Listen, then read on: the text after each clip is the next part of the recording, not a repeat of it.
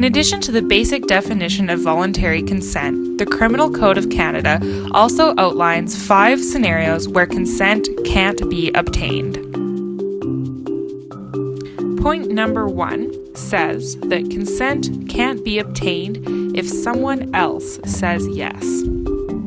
So this one is pretty simple. Only you can consent for you.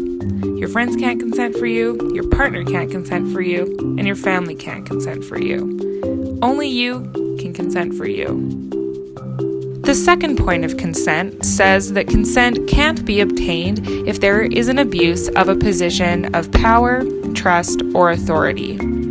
Some examples of these types of positions might include a boss, manager, or supervisor, a coach, a teacher or professor, a babysitter or a caregiver, a parent, religious leaders, law enforcement, or medical professionals like a doctor, nurse, or even a counselor. And that's just to name a few. Now, someone might not hold a formal position of power like one of these, but they could still have a lot of power. And that's what we call social power.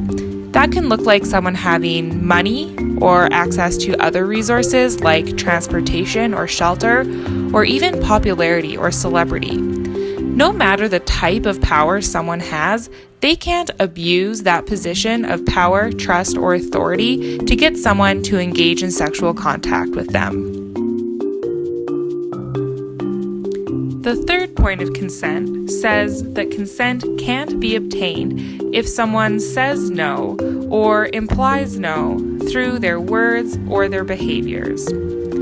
There are lots of ways someone can communicate no with their words or their actions.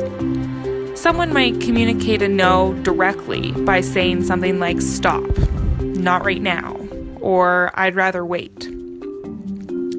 Someone might also communicate a no more indirectly by saying something like, "I need to go home soon," or "I have to get up early tomorrow," or even something like, "I have a headache."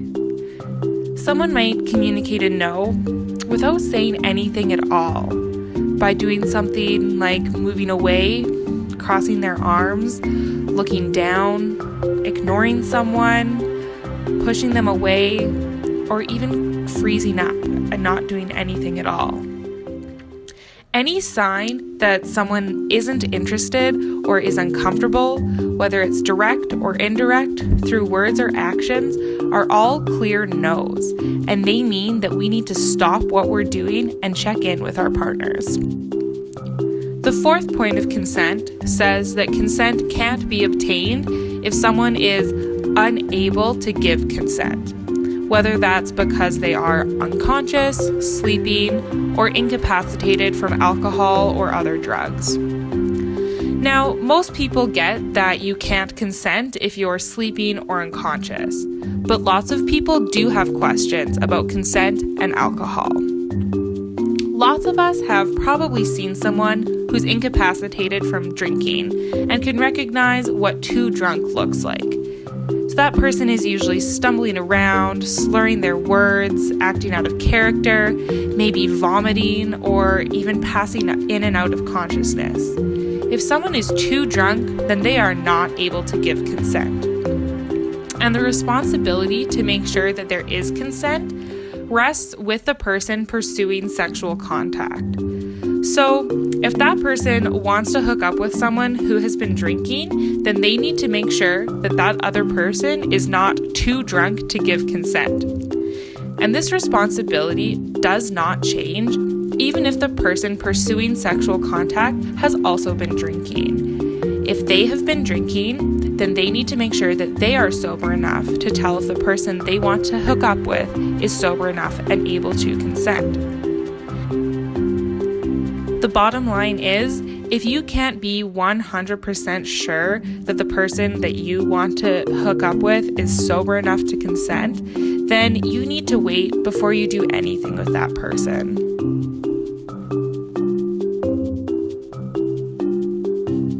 The fifth point of consent says that consent can't be obtained if someone changes their mind. Everyone has the right to agree to sexual activity and then change their mind before or during that sexual activity. If I agree to have sex with my partner after our date, but by the time we get back to my place, I'm just not in the mood anymore, I am allowed to change my mind.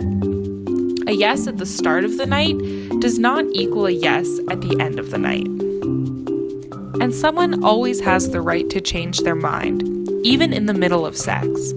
This is why it's so important that we can recognize all of the different ways people communicate no, whether it's by pulling away, implying no with their words, or freezing up.